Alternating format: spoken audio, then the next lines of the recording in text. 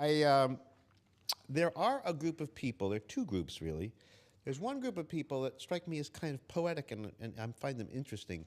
These are people, they're physicists, many of them, who say that there is something so special about the universe and us being here that they can't quite escape the idea that somehow the universe, a fundament of the universe would be to have the rules of physics, to have gravity and the properties of quarks and atoms and stuff, and to have something called ultimately mind.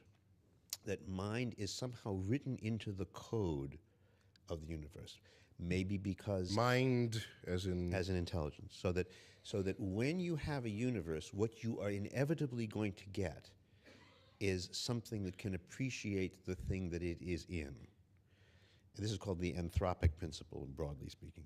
And I wonder, I assume you're very hostile to this notion, but I wonder if you have any. What was the universe saying before we were around, which was not long ago? It was back when dinosaurs were ruling the world. It was saying, what would this philosophy have said? We're waiting for the people to have a mind. Well, that seems to me to be an extraordinarily inefficient universe if it takes 13.7 billion years to produce us. That's just really inefficient if its point is to produce us. Why didn't it happen like immediately?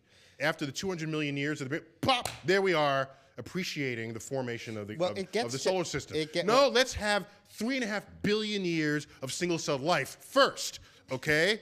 And then I got to crank out the oxygen. Before you spit on this idea so fishes much. First. Let's have plant life first. Let's have ferns. No, let's have T-Rex dining on their mammal ancestors first. It just doesn't sound like an efficient way to make that happen. Did someone sounds say like it the had human to be ego efficient? getting in the way again. Well, all right. Let me ask it in a different way, and then I'll let it go. Are you not a little lonely to imagine a story, the story you've told here tonight, to be, while beautiful, while majestical, while mysterious, somehow purposeless? That is, it seems to have just happened in some kind of accidental or random way. If you were to ask the deep question, why did it happen this way and no other way, or why are we here, you would end up having to say, until, of course, as you put out, someone brillianter than you comes along, but you'd have to say, I don't know, and maybe we'll never know, because it is the nature of this, of the scientific method to not look, to be actually very suspicious of ego, purposes, cause and effects, which reflect nicely upon the thinker, and therefore, you're left, sadly, I think, in the posture of not being able to answer the lonely person's question called, why did this all happen? You can't answer that. I think that's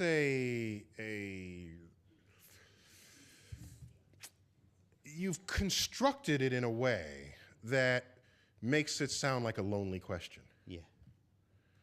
But let's go back in time, okay? Why did the lightning bolt strike the temple? Okay? Well, because the temple's the highest region and thing, and it conducts electricity, we later learned. Okay? There are a lot of why questions that used to be mysterious. And someone back then would have asked it in the same way you just asked the why questions then. Why do some people take ill and die? Oh, we will never know. No, there's germs. They just like drank a vial of E. coli. You know, I mean, there are causes and effects of things that have been revealed over time that were previously left to the mysteries of the universe. And so, I am not quick to chalk up modern day mysteries to just simply, we may never know. Because the success of the methods and tools of science has been such that I retain a level of confidence that going forward, whether or not in my lifetime, perhaps others, we'll probably figure it out. And if the day comes where we actually can show that something is unfigure-outable, that'll be an interesting time.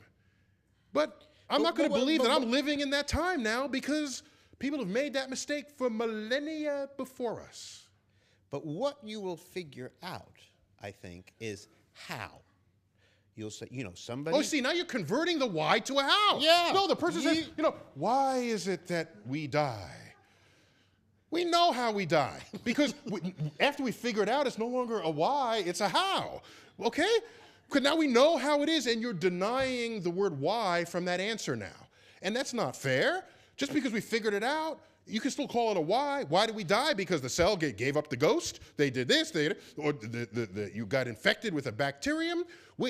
We have answers that used to sound like, to questions that used to sound like the questions you're asking now.